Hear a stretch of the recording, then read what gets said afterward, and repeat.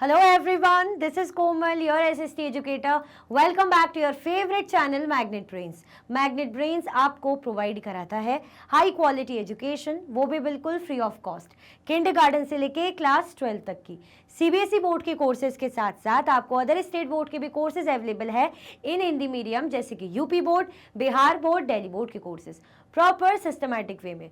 कोई दिक्कत परेशानी आपको नहीं होगी। डेली प्रैक्टिस सेट्स के क्वेश्चंस भी मिलेंगे, प्रैक्टिस भी करते जाइएगा।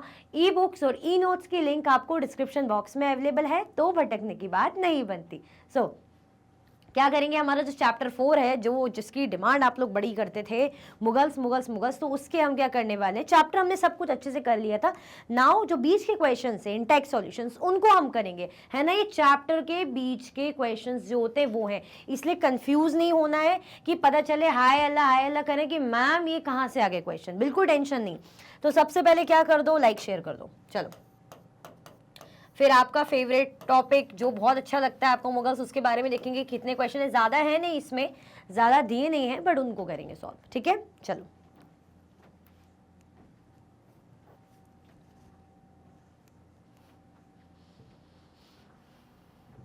ओके, सो पेज नंबर 41 का क्वेश्चन है। किसका? पेज नंबर 41 का क्वेश्चन आपको दिया हुआ है।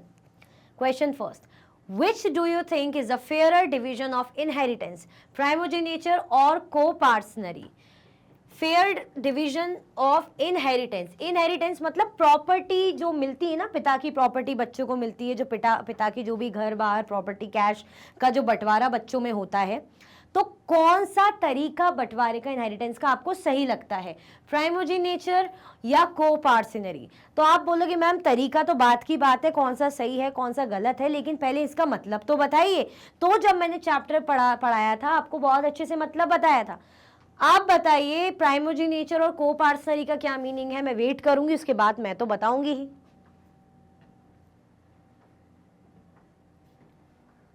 कोशिश करो।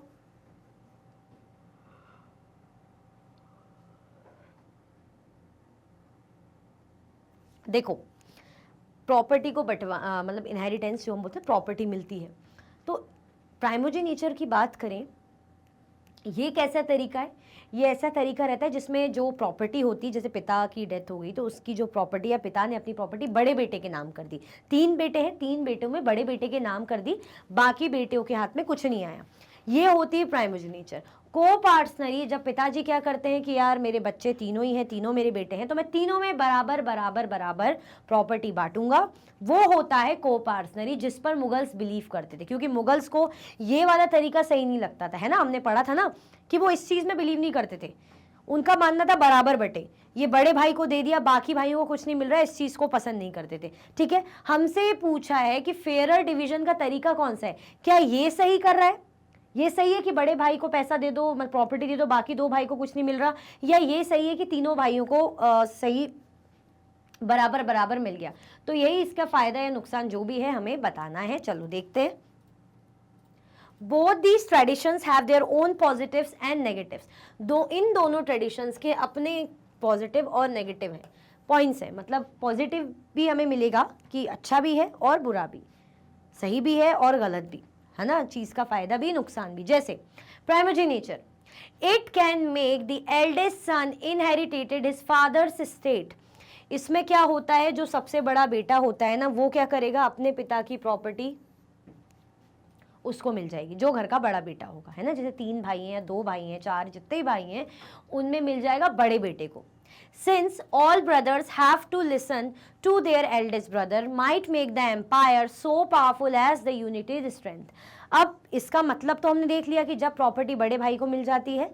अब इसका एक फायदा ये, क्योंकि फायदा नुकसान हमें देखना है, तो फायदा ये है कि इसमें क्या रहेगा कि बड़े भाई के पास प्रॉपर्टी रहेगी और बाकी भाई क्या करेंगे, अपने बड़े भाई को मतलब हेल्प करेंगे, है ना, उसकी बातें मानेंगे, जिसके कारण क्या रहेगा, यूनिटी बनी रहेगी कि बड़े भाई की सुन रहे हैं छोटे भाई और बड़े भाई के लिए काम कर रहे हैं, तो यूनिटी बनी रहेगी, यानी एम्पायर अच्छा पावरफुल रहेगा कि भाई तीनों भाई एकजुट होकर काम कर रहे हैं, बड़े भाई की ऑर्डर्स को फॉलो कर रहे हैं, इज्जत कर रहे हैं।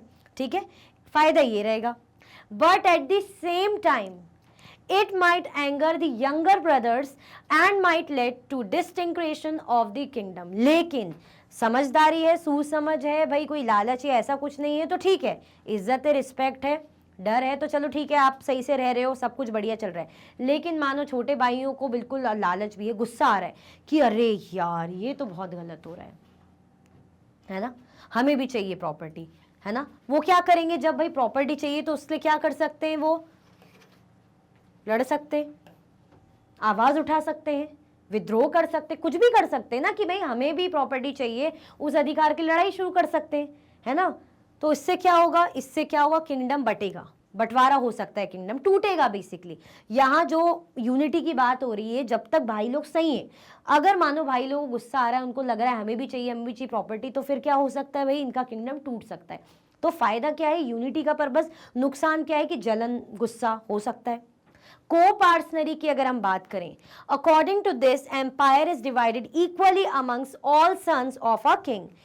को-पार्सनरी का अगर हम बात करें तो इसका मतलब ये होता है, जब राजा क्या करता है, तीनों बेटों में या अपने सारे बेटों में बराबर बराबर प्रॉपर्टी डिवाइड कर देता है। It can bring peace in the kingdom since there are no wars of inheritance. अब इसका फायदा क्या है, इसका फायदा ये कि नो जलन, नो एंगर, नो गुस्सा, नो लालच, सबको बराबर बराबर मिल गया, अब क्या ही का गुस्सा। जैसे हम बोलते थे मम्मी यार आपने तो उसको 2 लड्डू दे दिए, मुझे 1 ही दिया, तो तब हमें गुस्सा आएगी, बुरा लगेगा, जो भी है। लेकिन मम्मी ने दोनों को 2-2 या दोनों को 1-1 दी, तो फिर क्या मतलब बचता है, फिर आपके दिमाग में कुछ आएगा ही नहीं, हाँ बराबर है। तो ऐसे ही क्या रहेगा, पीसफुल सिचुएशन रहेगी, शांति रहेगी, ठीक है। तो ये इसका फायदा है। But it weakens the kingdom by dividing a big one into pieces, so can provoke enemies to attack and can lead to spoil the rich diversity of a big kingdom. चलो ये तो फायदा रहेगा, लेकिन जब अच्छा बड़ा राज्य, उसको मानो 3 भाई हैं, 4 भाई हैं, जितने भी हैं, अलग अलग हिस्सों में बांट दिया, तो इतना बड़ा राज्य क्या हो जाएगा, टूट जाएगा। क्योंकि अपने अपना भाई अपना अपना हिसाब किताब देखेंगे, उनको फिर क्या मतलब दूसरे से, वो अपना अपना एरिया, अपना अपना हिस्सा देखेंगे, जिससे एक अच्छा बड़ा एम्पायर टूट जाएगा। जब वो एम्पायर टूटेगा तो जो दूसरे दुश्मन देश के राजा, उनकी तो नजर वैसी रहेगी कि अच्छा है, अभी इनको इनका हिस्सा मिल गया है, अलग अलग हो गए हैं, बढ़िया, अलग एक एक करके अटैक करेंगे, हमारे लिए भी आसानी। बोलते हैं ना कि अरे यार अगर आप जुड़ के रहोगे, ग्रुप में रहोगे तो डर नहीं रहता, जैसे ही अलग अलग हुए तो हमें डर लगता है कि भाई कोई हम पे अटैक ना कर दे। तो ऐसे ही जब ये लोग ग्रुप में थे तो ठीक है, कोई इतनी दिक्कत नहीं, अलग अलग हो जाएंगे तो कोई भी राजा इन पर अटैक कर सकता है, इनका एम्पायर हथिया सकता है ना। तो but it weakens the kingdom by dividing a big one into pieces, so can provoke enemies to attack. इसके कारण क्या होगा, जो दुश्मन लोग हैं, उनको, राजा लोग हैं, उनको लालच आएगा, उनको लगेगा भाई अटैक करेंगे, and can spoil the rich diversity of a big kingdom. और बड़े किंगडम की जो इतनी बड़ी डाइवर्सिटी, उसको क्या कर सकते हैं, स्पॉइल कर सकते हैं, बिल्कुल करेंगे। जब पता ही है ना कि भाई देखो यार उनका तो राज्य बढ़ गया है भाइयों में, चलो अब एक एक करके अटैक करते हैं। पहले तो क्या सब साथ थे तो दिक्कत होती थी, अब तो अलग अलग हो गए, एक एक करके हमला करेंगे, है ना, आसान हो जाएगा। तो दोनों ही चीज़ों का, चाहे प्राइमरी नेचर की बात करूं, चाहे मैं को-पार्सनरी की बात करूं, तो अपने अपने फायदे हैं, अपने अपने नुकसान हैं। ध्यान से देख लो, इससे क्वेश्चन आ सकता है, प्राइमरी नेचर को-पार्सनरी होता क्या है, क्वेश्चन आ सकता है। देखो मुगल्स क्या थे, इस पे बिलीव करते थे, को-पार्सनरी। प्राइमरी नेचर का मतलब क्या होता है, जब बड़े भाई को प्रॉपर्टी दे दी जाती है, छोटे भाइयों को कुछ नहीं मिलता, जिसका फायदा ये है कि एक तो यूनिटी रहेगी, छोटे भाई बड़े भाई के साथ रहेंगे। नुकसान क्या है, नुकसान ये है कि जलन होगी, एंगर होगा, गुस्सा हो सकता है, रिबेल कर सकते हैं छोटे भाई बड़े भाई के लिए, तो राज्य टूटेगा, मतलब दरार आएगी लोगों के बीच में, इन लोगों के बीच में, फैमिली में। को-पार्सनरी में क्या रहता है, जब सारे भाइयों को बराबर बराबर उनका हिस्सा मिल जाता है, तो इसका फायदा ये है कि सब शांत रहेंगे, भाई ठीक है यार अपना अपना हिस्सा मिल गया, अब काई का रोना गाना। लेकिन इसका नुकसान ये है कि अगर ये बड़ा राज्य अलग अलग पार्ट्स में डिवाइड हो जाएगा, अलग अलग लोगों के पास, राजाओं भाइयों के पास चला जाएगा, तो जो दुश्मन राजा लोग हैं उनकी तो नज़र बनी रहेगी कि अरे यार ये तो आसान हो गया, अब ये तो अलग अलग हिस्सों में बढ़ गए, तो इनको कॉन्क्वेयर करना, जीतना बहुत आसान हो जाएगा। तो ये नुकसान है, कुछ फायदे हैं। क्लियर?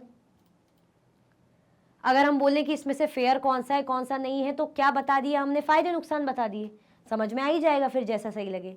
ठीक है, चलो पेज नंबर 42 का क्वेश्चन है, nobles with a zat of 5,000 were ranked higher than those of 1,000. In Akbar's reign, there were 29 mansabdars with a rank of 5,000 zat. By Aurangzeb's reign, the number of mansabdars had increased to 79.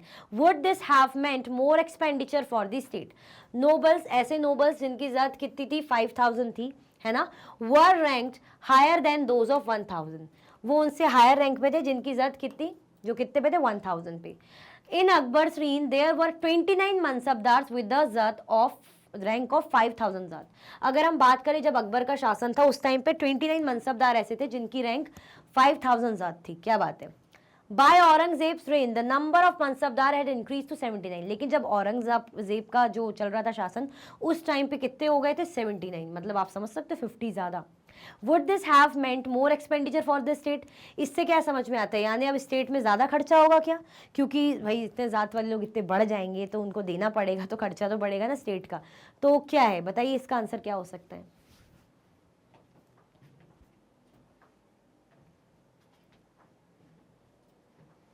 देखें चलो,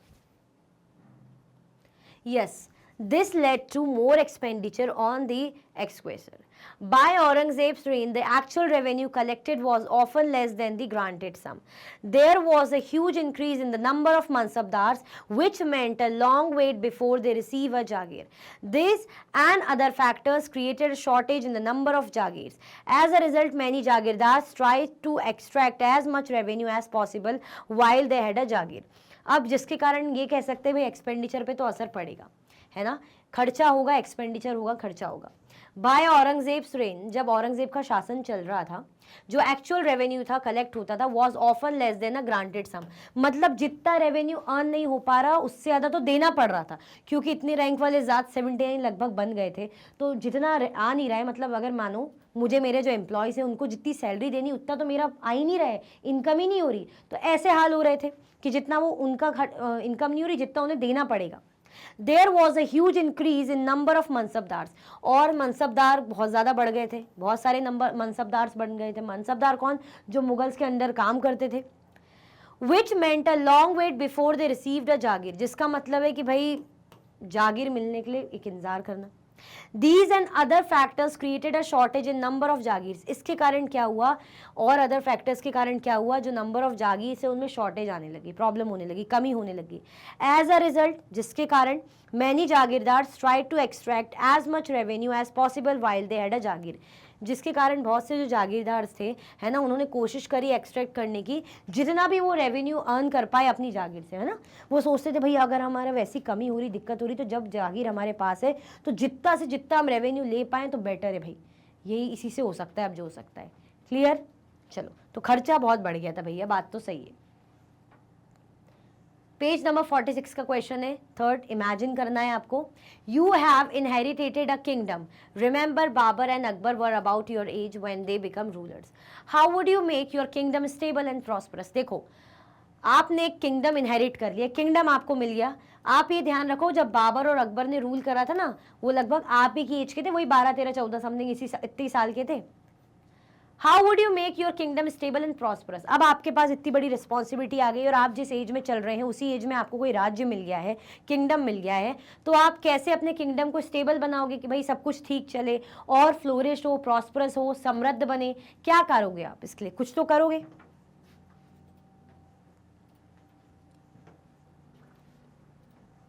चलो देखते हैं।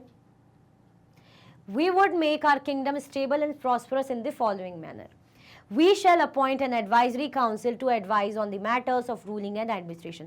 भाई हम क्या करेंगे, जो एडवाइजरी काउंसिल है, जिनका काम ही एडवाइस देना होता है ना, जिन्हें पता होता है कैसे क्या करना है ना, हम बोलते हैं ना कि कोई एडवाइजर हो, लीगल एडवाइजर, जैसे हमें कुछ ऐसा काम करना है कानून वाला, तो हम क्या बोलते हैं, लीगल एडवाइजर को की हेल्प लो, वो हमें बताएगा कि कैसे कैसे जो डॉक्यूमेंट्स का काम करना है, कैसे हमें क्या करना है, तो ऐसी कोई एडवाइस करे तो क्या कर लेंगे हम, एडवाइजर को, जो एडवाइजरी काउंसिल है उनको अपॉइंट कर लेंगे, ताकि वो रूल कैसे करना है, प्रशासन कैसे संभालना है, उसको लेकर हमें एडवाइस करेंगे।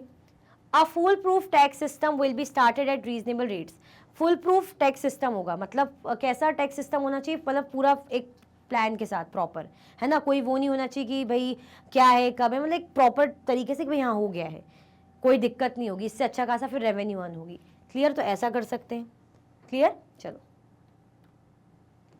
Government enterprises will be set up to ensure regular income to the state.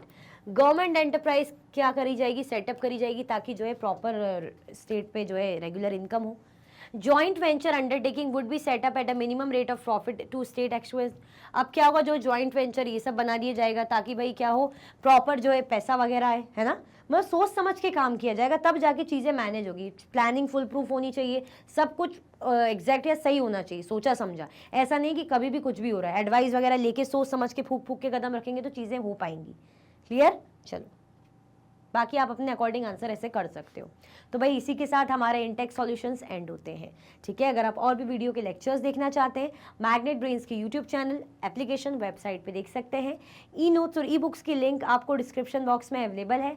ये सारे हाई क्वालिटी के कोर्सेज हैं, जैसे कि CBSE board, Delhi board, Bihar board, UP board, MP board, Rajasthan board, Vedic maths crash course, spoken English courses अच्छी quality में और 100% free available है। आप हमें सारे के सारे प्लेटफॉर्म पर भी फॉलो कर सकते हैं, जैसे कि यूट्यूब है, फेसबुक है, इंस्टाग्राम, एक्स और व्हाट्सएप पे। तो लाइक शेयर सब्सक्राइब करना बिल्कुल भी ना भूलें। अपना ख्याल रखें। Thank you so much for watching.